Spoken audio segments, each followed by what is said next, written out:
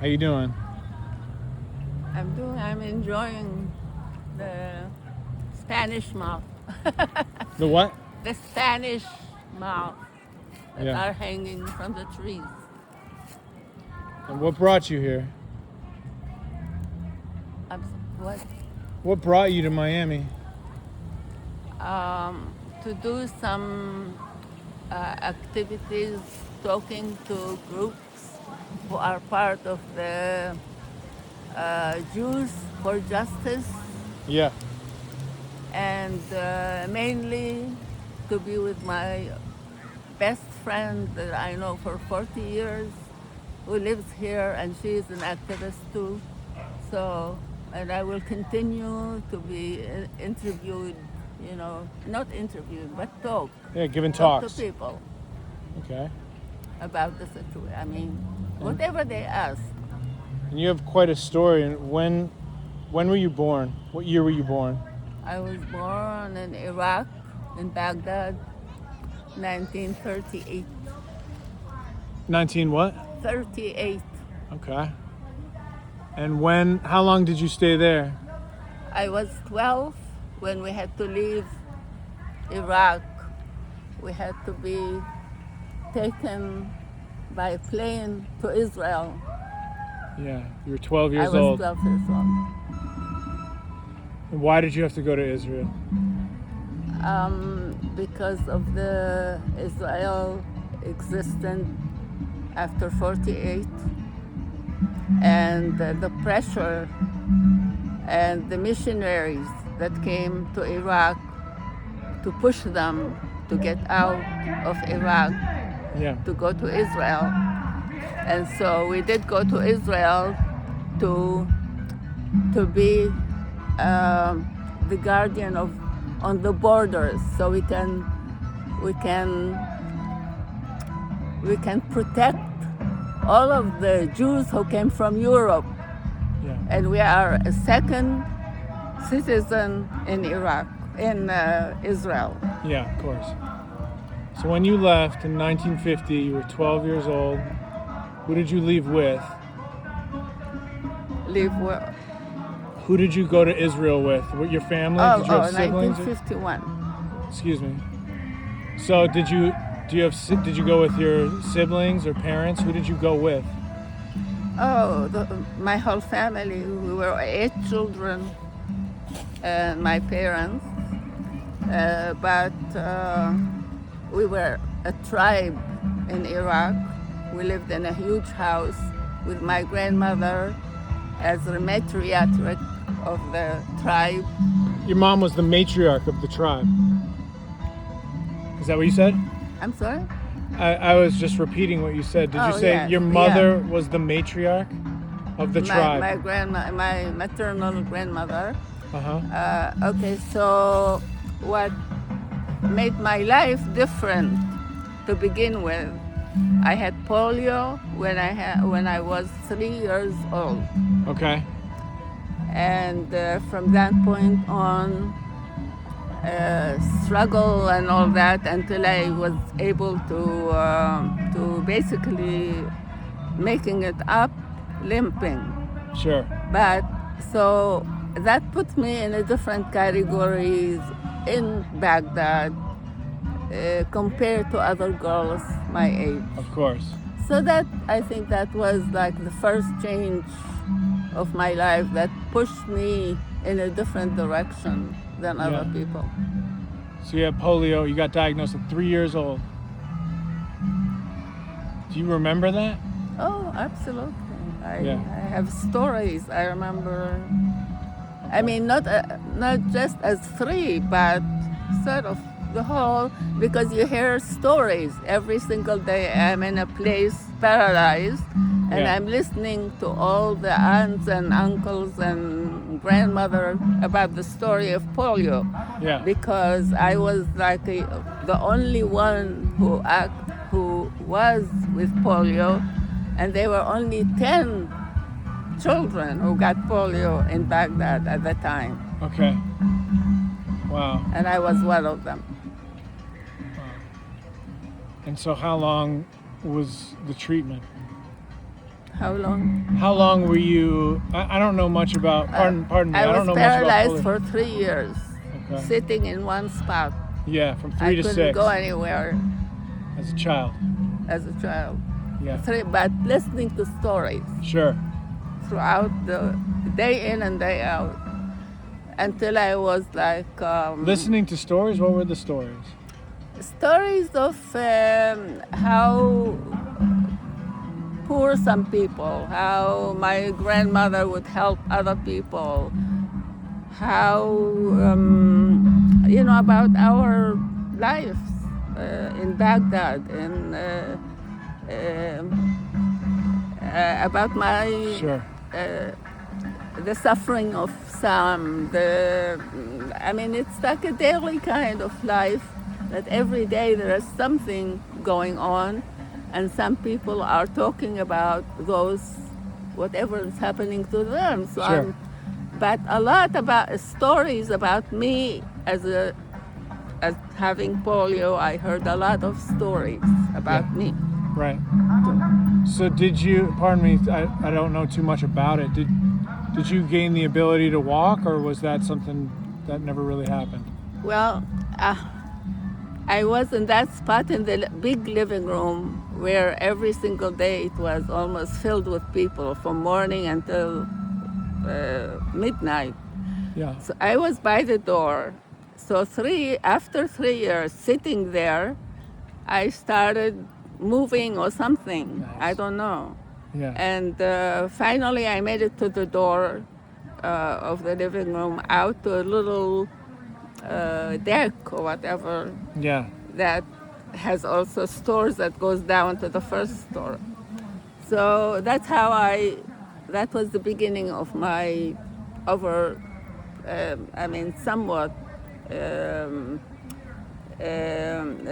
somewhat like a step ahead of the paralysis is the moving and standing, holding on things, Yeah. standing.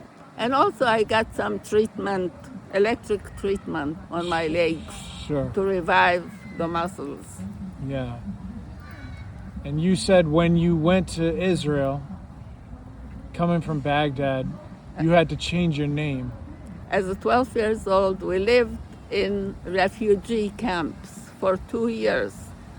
8 people first in a tent, then in a shack. Holy shit. And so we lived through like 3 years in that situation. And I had to help my family to do whatever, but mainly I had to also go to a class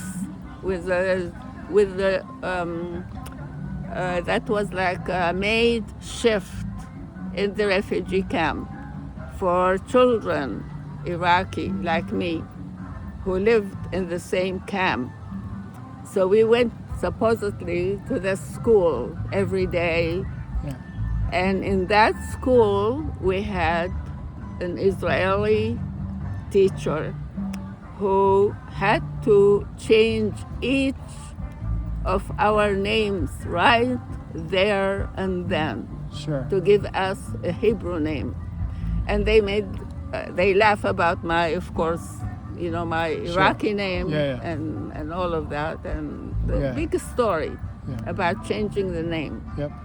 And I refused until I got to a point that I chose a Hebrew name that I at least liked. Okay. Before they just pushed on me Sure. crappy names I didn't like. Yeah. What was your birth name? You will laugh. No, I'm not gonna laugh. I'm not like that. They laughed. I'm not gonna laugh. My mother loved Shirley Temple. Yeah. And in Iraq, the women used to go to a matinee and all that. They watched Hollywood movies, believe Yeah. it or not. So she loved Shirley Temple, so she called me Shirley. Shirley. So I came to Israel. Born in Baghdad, and your name was Shirley.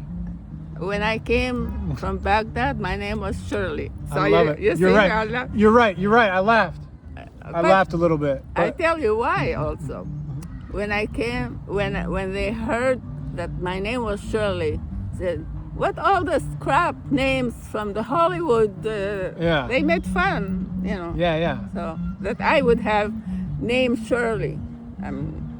So And then what did they change, or what did you decide to change your name to? Ilana, Ilana. which is little tree. And what do you go by now? What do you Ilana. You go by Well, Ilana. I mean, Shirley is always alive. I have my What do you want- email. And What do you want me to call you? Shirley. Okay, Shirley it is. A small aside, you might know this. I'm sorry? A small story about me. Yeah. When I was growing up, I used to drink these sodas as a kid called the Shirley Temple. You might know that. Wow. Do you know what that is? No. Okay, a Shirley Temple. I don't really know if they serve them too much anymore, but in the 80s, when I was growing up in Massachusetts, if you went to a restaurant, you could order a Shirley Temple. And what that was ginger ale with grenadine. Wow. And I used to drink them all the time, and a cherry. Oh my God. Yeah. Wow. So that's So I a loved drink. them. Yeah, I loved them. Wow. As a Okay, kid. now I know something. Yeah. All right, Shirley. So I'll ask you some more questions. So, by the time you were 12, were you walking when you had to go to Israel? Limping terribly. Limping. With crutches? I'm sorry? Crutches? You used crutches? No, nothing, because Yeah, just limping. there wasn't available in Got it. Baghdad. And my grandmother could have sent, my uncle was in the United States. Yeah. They could have sent for her, but they had too much on their Too much stuff plate, going on. whatever. But anyway, no crutches, nothing. But I pushed and pushed myself. And I did errands and all Yeah. that, limping. You in said Baghdad. you felt responsible to help your family at Absolutely. 12 years old. Absolutely. 12 years old. And Israel too, all the way. In Israel, Because what? I am the fourth in my siblings. I'm the fourth. Yeah. So my other three ahead of me, they had to work. Yeah. So I was the one, like, there for my little kid, for 3 brothers and sisters. Yeah. They were younger. Holy shit. Yeah. Are they still alive? Any of them? I was a mother. What? Yeah, you were a mom at 12 years old. Well, no, when I came to Israel, 12, 13, Yeah. yeah. Are they alive? Your siblings? Oh yeah, all of them. So I'm sorry, no, my brother died just recently. okay. So, pardon my not knowing. So why did you get forced out? Why did you need to leave Iraq? What was it, 1951? You said. Why did you and your family get on a plane and go to refugee camps in Okay. Israel? Can you explain that? 1948, Israel Uh-huh. became a country, right? Okay. Jewish country. Yeah. The Jews who were coming, but at one point they gained more land from the Palestinians by force, of course. They pushed Sure. Palestinians out, Yeah. and so they found themselves. They didn't take us as people who would come to Israel at first, because it was Russian and Ukraine and all the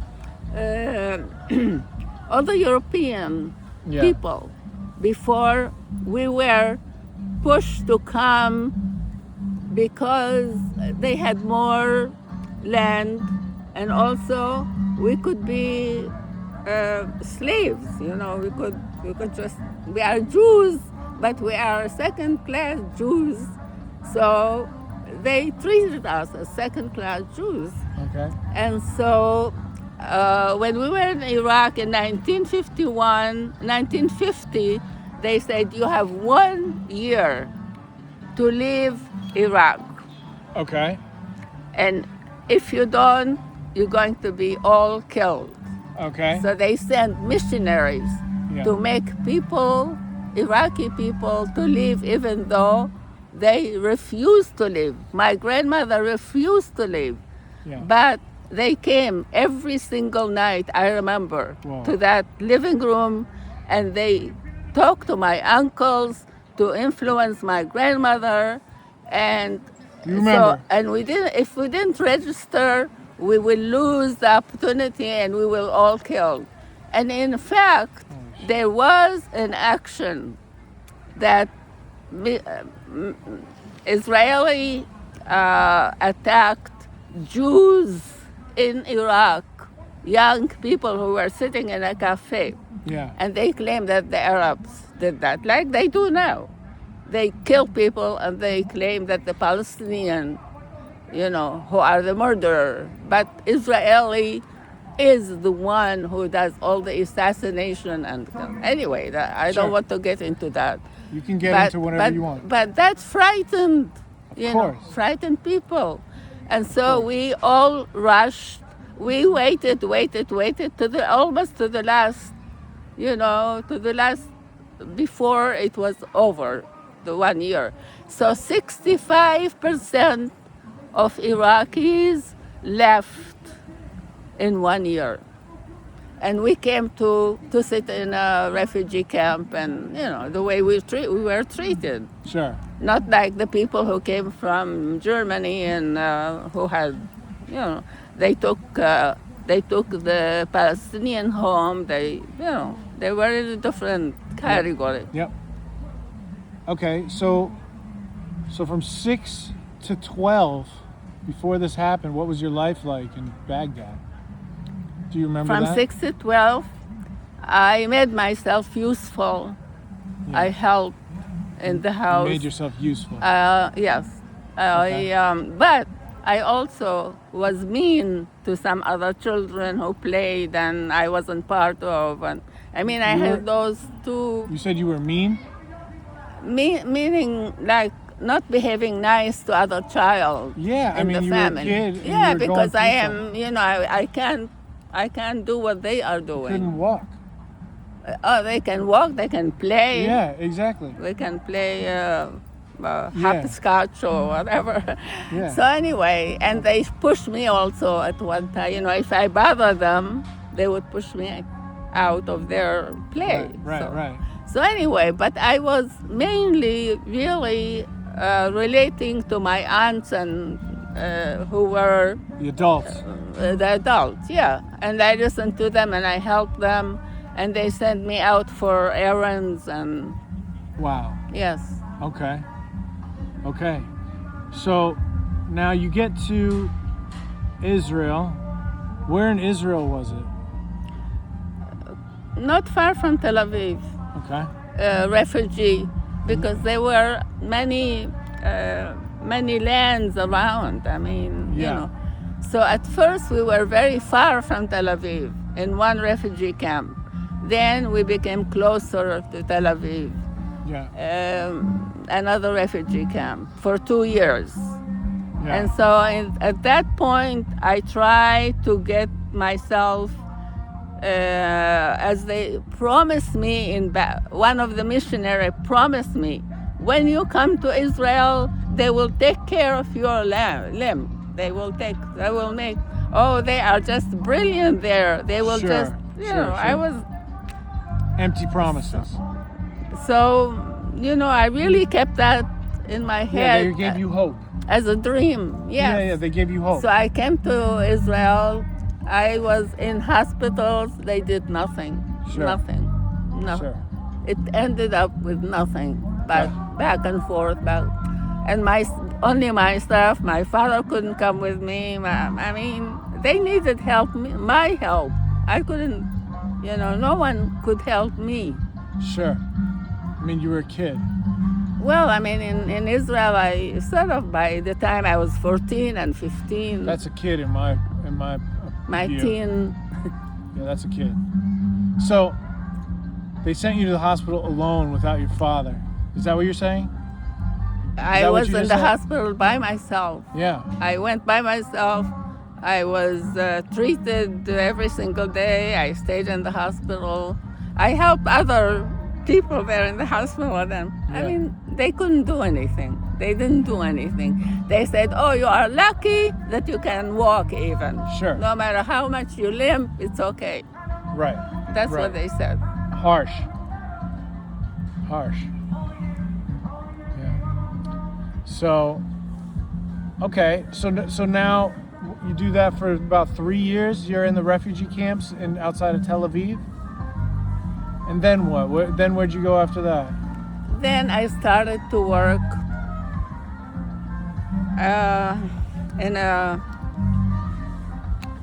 I started working in a factory. Sure.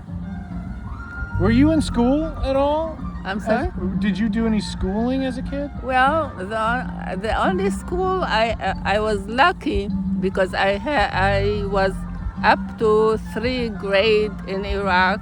Yeah. So Arabic was in my blood. Arabic was through my singing, through whatever, music, everything. Yeah. So I kept Arabic as my Spoke soul. Arabic. Speak Arabic. Yes.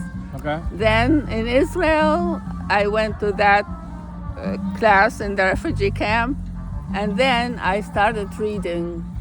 So I educated myself and also In learned what the language? language. Hebrew? I'm sorry? In what language? Hebrew. I Gotcha. had Hebrew, yeah. So I started reading Hebrew. I went to some classes, but not much. I just education, self-education. Of course. All right. So now you're 15. You're out of the hospital. You're out of the refugee camp. And what part of Israel were you living in? Not far from Tel Aviv. Okay. Yeah. Did you- I mean, we ended up in what you call Ramat Gan, which is a part of south of Tel Aviv that became Iraqi, basically. Wow. A lot of Iraqi people lived in that city. Yeah. And they started doing, cooking and everything. Like you go to stores and you feel like in Iraq or whatever. Yeah. So that's where we lived. And then, Wow.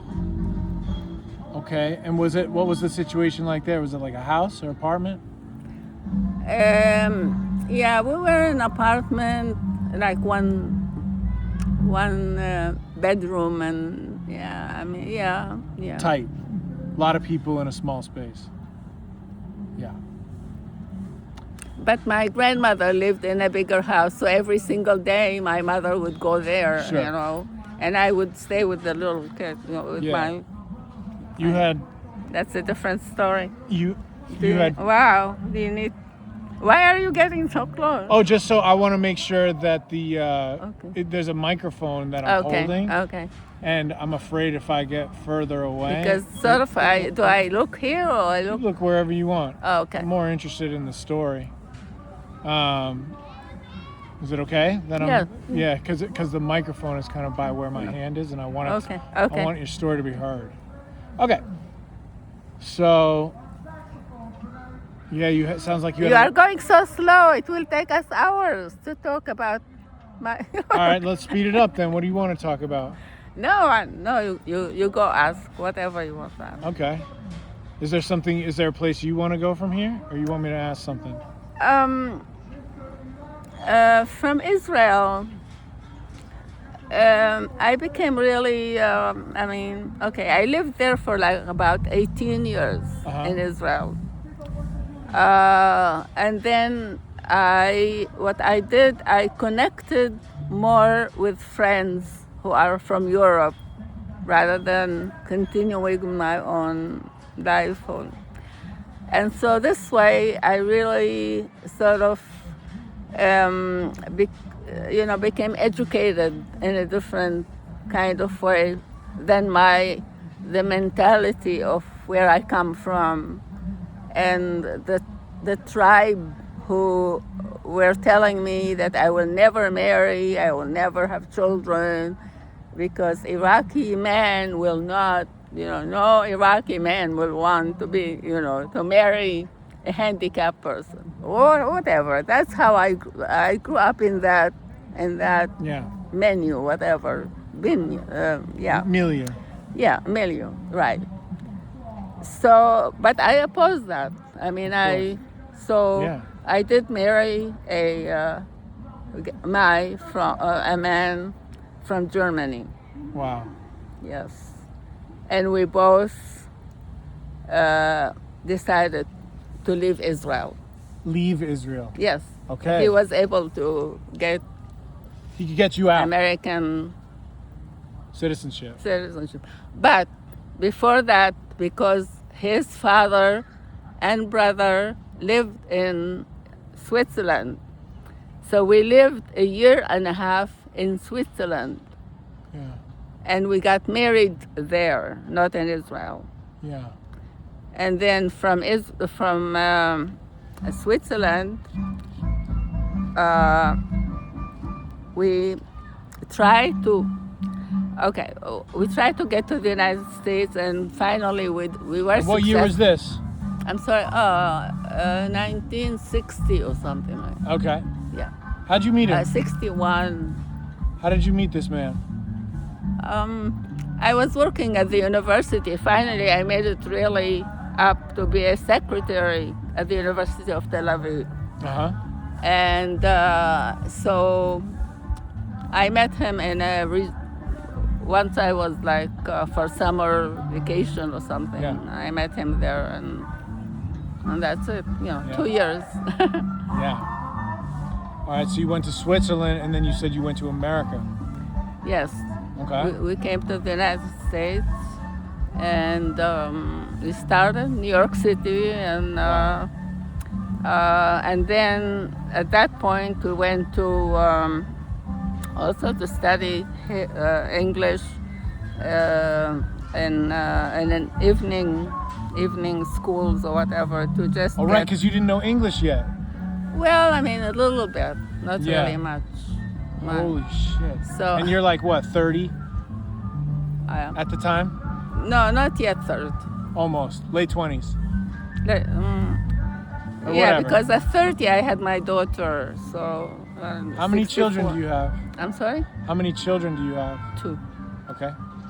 My son and my daughter. Okay. Well, it's interesting. We followed them to Colorado because they both came to Colorado. And my son lived in Alaska for 10 years with his wife. Yeah. He's a pilot.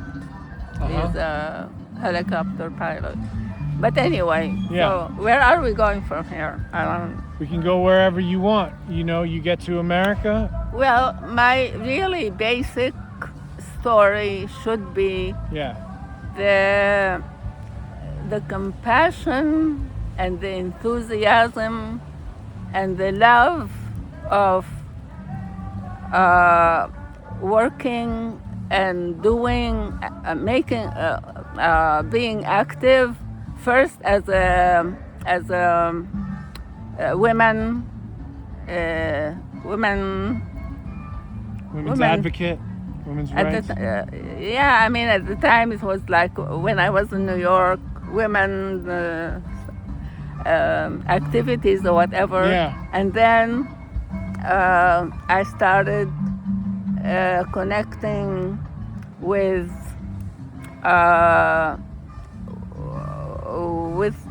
Palestinians through reading and through. Okay, I need a little bit. Sure. Take your time.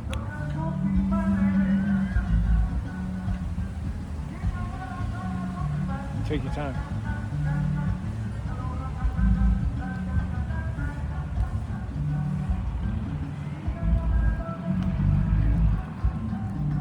Okay, so it's like my whole reaction to even my family and my tribe, Iraqi tribe, that I was against Israel. Yeah.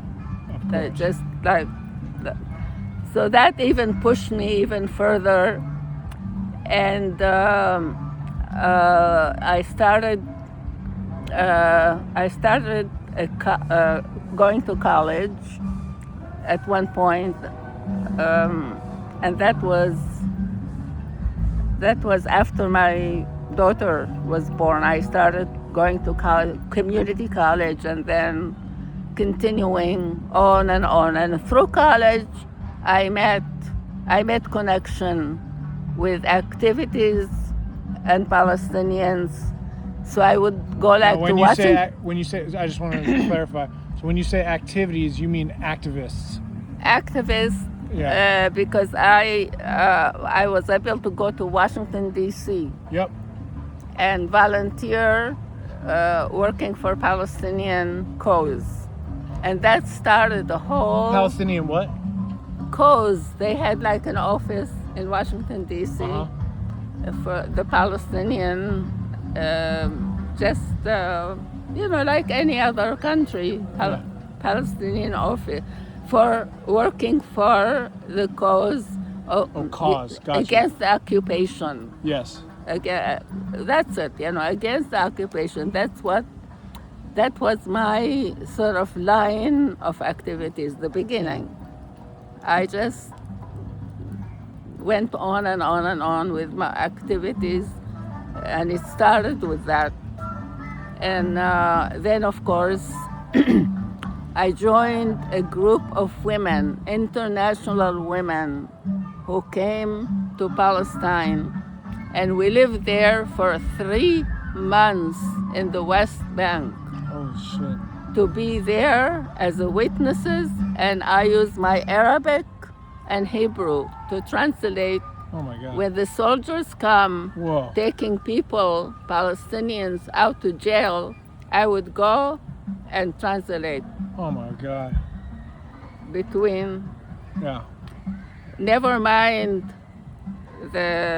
when you travel and you have to stop every time. You have stops because we are working with Palestinians. We are not Israelis who could just go anywhere. Right. But our car always stops, and I have to translate to my also group from Arabic and Hebrew and so. So as a translator. Yeah. And I ended up going to Iraq because of that too. When I joined another peace group, Yeah. I went to Iraq in 1991 with Saddam Hussein. Yes. Before the war of that year, because after we left, there was a war in March. We were there for like 2 weeks. So, and I continue. That's the Iraq War, right? I'm sorry? What was the name of that war in the 90s? It was called the Iraq War, right? I can't remember the name of that war. Was it called the Iraq War? Oh, yeah, it was like the first, before the big Iraqi war, before what's his name? The son of... Uday and Qusay? The son of Saddam Hussein? No. When they attacked Iraq because they thought that Iraq had a nuclear... Oh yeah, weapons of mass destruction. So that was... That was after 9/11. So that was 2001. that was 2000... 2003. Okay. After like 11... 9/11, yeah. 9/11, yes. All right, so before that, you're there in the 90s doing I was translating. before the 2000, yeah. And you said there was a war in the 90s. No, it wasn't the war. We went before the war Got you. to make connection with people, Iraqi people, students. We interviewed students. We went to hospitals. We gave medicine. We did all those things, like you do as a group, going to help people who need help. Yeah. So that's what we were there for. And we came back, and sure enough, war in March, whatever, a month later, they attacked Iraq. Yeah. Okay, so from then on, continuation of my activities. Yeah. So part of my going to South Africa Whoa. It was it was before the independence of before South Africa became had the freedom. I mean, Yeah. What do you call? They had they were living under what? Occupation? Occupation? I don't know. My history's not South Africa was Oh, apartheid. apartheid. So I was there at before before the apartheid was over. Whoa. And I even became an activist there, meeting black people, I mean, wherever I was. I mean, this is my line, Yeah. And here I am. And what did your husband and children think about this? Husband, the German husband. You got a bunch of husbands. 10 years. He's out of here. 10 years. Gone. Then. But that's the father of your children. No, the father of my daughter. Okay. And then, later on. Get a fresh one. I'm sorry? Get a new one. Well, never married, but we lived. Yeah, gotcha. 40-something years together. The second man. I'm sorry? The second man you got with. We didn't get married. Well, the father of your other child, father of your son. Of the 47, yes. So you were with him for 40 years. I lived with him here in Miami. I lived in Boston with. I met him in Boston. No shit. Yeah. Where in Boston did you meet him? We lived not far from. Okay, he was just working on his PhD. Yeah. And not far from that college in Gaines. What's the name of? Not Boston, but there was another. MIT? MIT? No, not MIT. Emerson? Northeastern? It was like 7 miles from. Waltham? I can't remember right now. It doesn't matter. All right. So anyway, I met him. Yeah. It was like at the time when a group of people lived together and all that. So I joined one of those group people, 8 people, with my daughter, and there was another little boy, and I met him as part of that home. And then we continued together. We lived in Virginia, we lived here. A long life. Amazing life. Wow. Until now, we live in Colorado, so he's like an hour from where I live. But we get together, and our children, he adopted my daughter, actually, basically. Wow. Yeah. So and he's he in takes Colorado care right of now. me until now. We are not even, nothing on paper. Yeah. We just, Yeah. Wow. So he's in Colorado right now. And he sounds like you're speaking of him very fondly. You speak of him positively. Absolutely him, because as a human being, but also very intellectual, because he was an economist and he taught at Berry University, the last college. Anyway, so he taught in Boston, and so he's just amazing guy. Guy. And he supported, because you were going off doing really dangerous things and intentionally going to very dangerous places. So he supported you clearly. Yeah, or when he I say supported me, and he accepted that. Definitely. That's and I'm older than he is, and that didn't make any difference. But how old is he? Now, he's 10 years younger. Okay. All right. So you go to the West Bank in the 90s, And you were in Africa when? So that must have been before that, for the apartheid? Before the... No, I went to the West Bank when I lived with him. Oh. He came with you for that 3 months? Oh, no. I mean, we lived together in Virginia at the time. We Yeah. lived like for 10 years in a community in Virginia. And so I did all of my activities going to Washington because we were like more than half an hour in Virginia to go to Washington, D.C. Yeah. And so I started in Washington, D.C., and I went on, and we lived in Virginia until we moved to Miami. Yeah. It's confusing. No, it's not. I'm with you. Well, so my son was like 12 when we left Virginia. Yeah. We came to Miami. And my daughter was independent already, on whatever, college and all of that stuff. Yeah. And so he and I had a wonderful environment,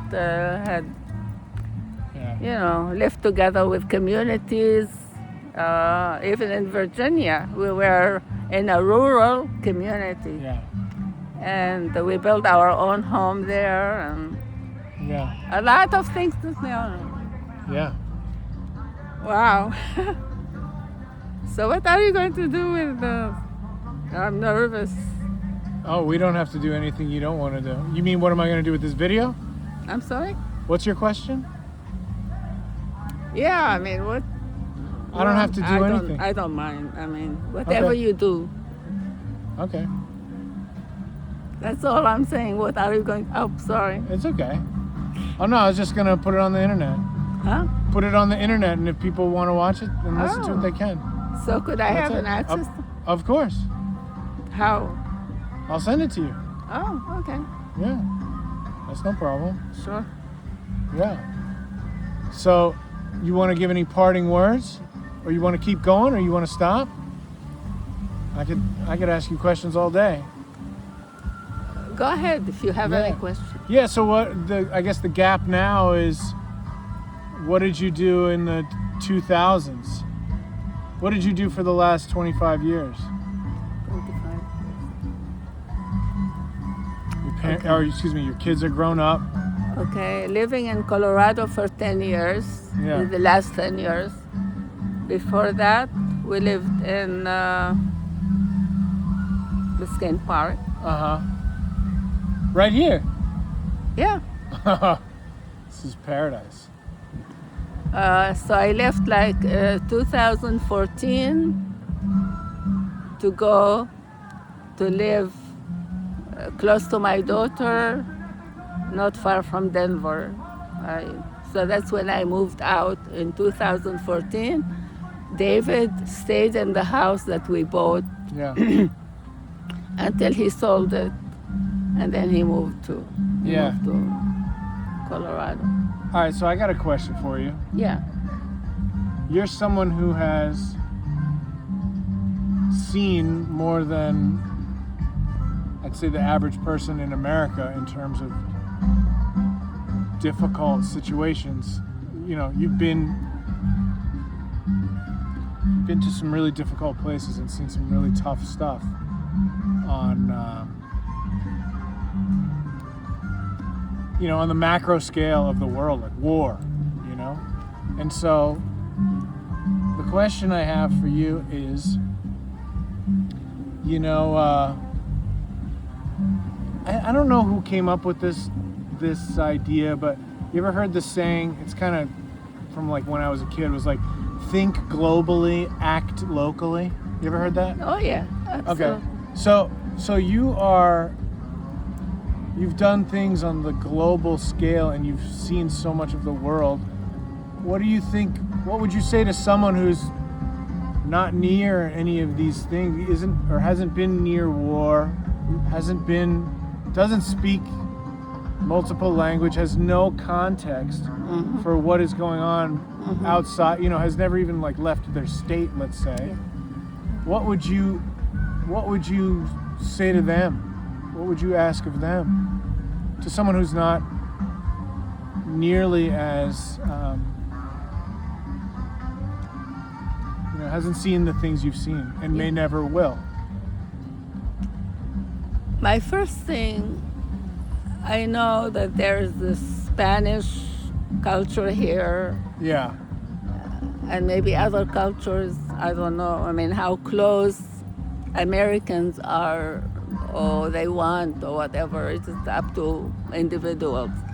But I would say go out and go to a country with different culture. Yeah. And be there. Yeah. And see other people in whether it is the poverty, whether it is whatever, go there and see the humanity of other people outside of the United States, because the United States is really, unfortunately, it really is very, very, no matter how powerful and all that stuff, but I think we are so different here than living in Europe or living in any other country.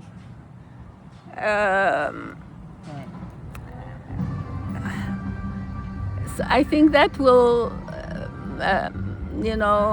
like open some things that you might not have experienced here. Yes. And the other thing, the personal thing, I would say, like, listen to your internal self. Be in touch with the body, with the, with how you feel, why you feel, or whatever. And I think that gives you a lot of richness of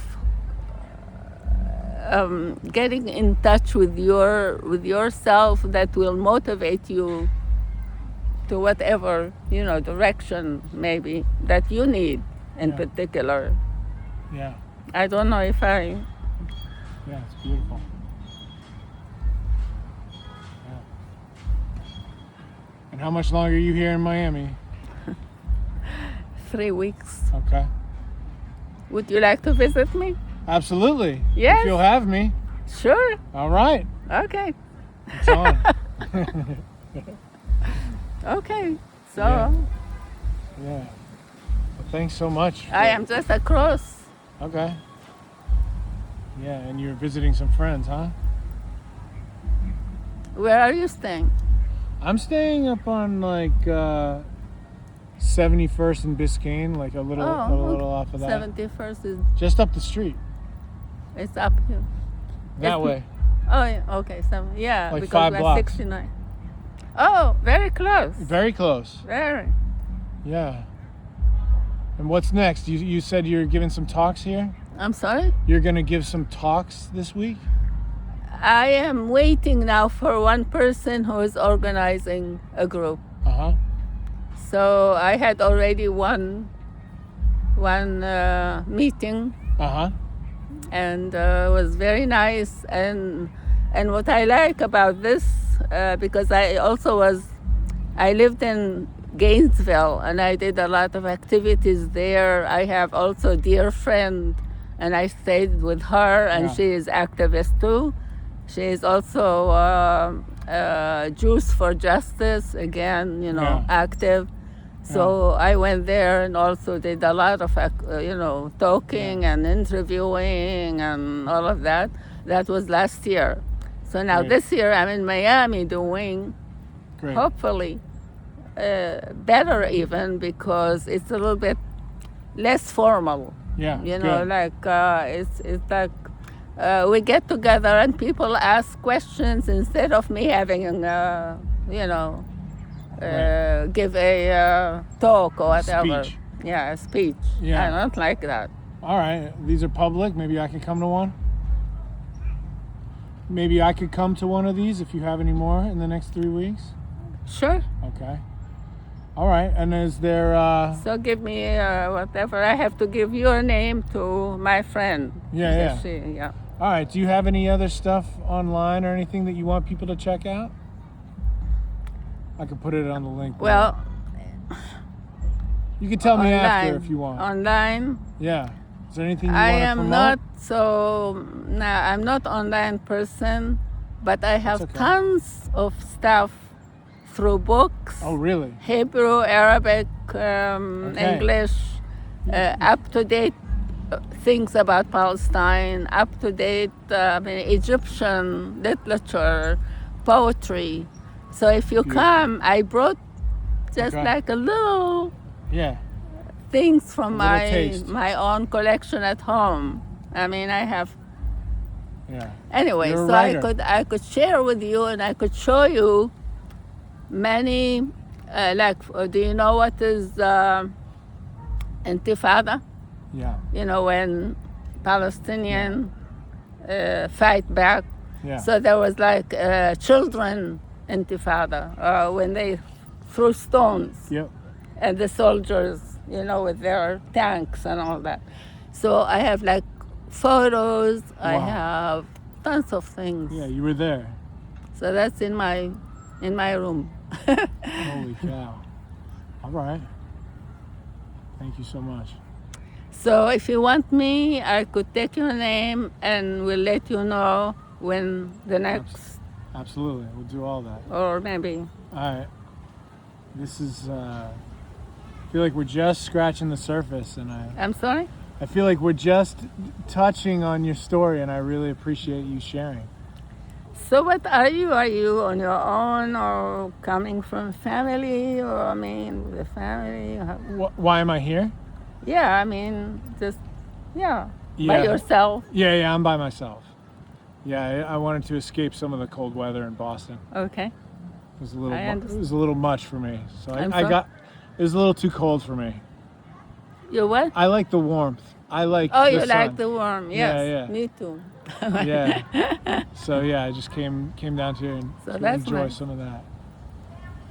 All right. Thanks so much.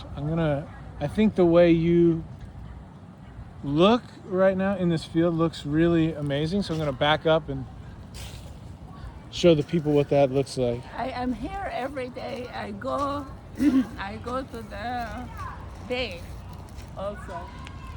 Every single day. I just love to be here. Yeah. All right, thanks, Shirley. It's nice talking to you. Thank you.